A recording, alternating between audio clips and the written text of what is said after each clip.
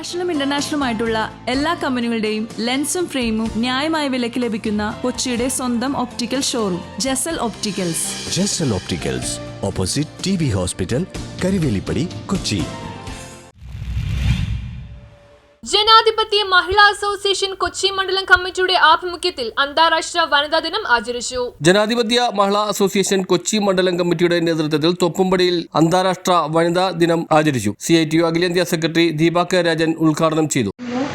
അതൊരു എന്താ പറയുക, എല്ലാ മാർച്ച് 8-നും അങ്ങനെ ഒരു ശീലം ആയിട്ട് നമ്മൾ ആചരിക്കുന്നു എന്നതിനപ്പുറം മാർച്ച് 8-ന് വനിതകൾ നടത്തിയിട്ടുള്ള പോരാട്ടത്തിൻ്റെ ഒരു ഓർമ്മ പുതുക്കലാണ് ഇതെന്ന് നമുക്ക് എത്ര പേർക്ക് അറിയാമെന്നറിയില്ല, അല്ലേ? ഇവിടെ സൂചിപ്പിച്ചു സ്വാഗത പ്രസംഗത്തിൽ ബിന്ദു പറഞ്ഞു 1857 പോരാട്ടം.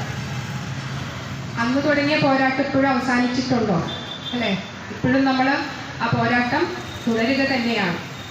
അപ്പോൾ അതിൻ്റെ ഒരു ഓർമ്മ പുതുക്കലായിട്ട് നോക്കി ഇപ്പം എല്ലായിടത്തും വനിതാ ദിനാചരണം നടക്കും.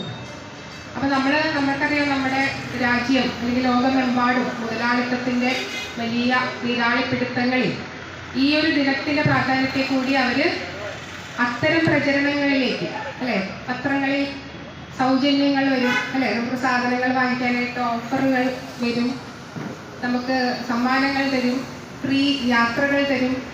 അപ്പം അങ്ങനെ അതിൻ്റെ ഒരു പോരാട്ടത്തിൻ്റെ ആ പാരമ്പര്യം അല്ലെങ്കിൽ ആ ഒരു ചരിത്രം അതിനെ നിസ്സാരവൽക്കരിക്കാൻ അല്ലെങ്കിൽ ലളിതവൽക്കരിക്കാനും അങ്ങനെയൊന്നും ഉണ്ടായിട്ടില്ല എന്ന് വരും തലമുറകളെ ഓർമ്മപ്പെടുത്തുന്നതിനൊക്കെയുള്ള പരിശ്രമമാണ് ഇത്തരത്തിലുള്ള സമാന്തരമായിട്ടുള്ള വനിതാ ദിന ആഘോഷങ്ങൾ എന്നുകൂടി അടയാളപ്പെടുത്തേണ്ടതുണ്ട്.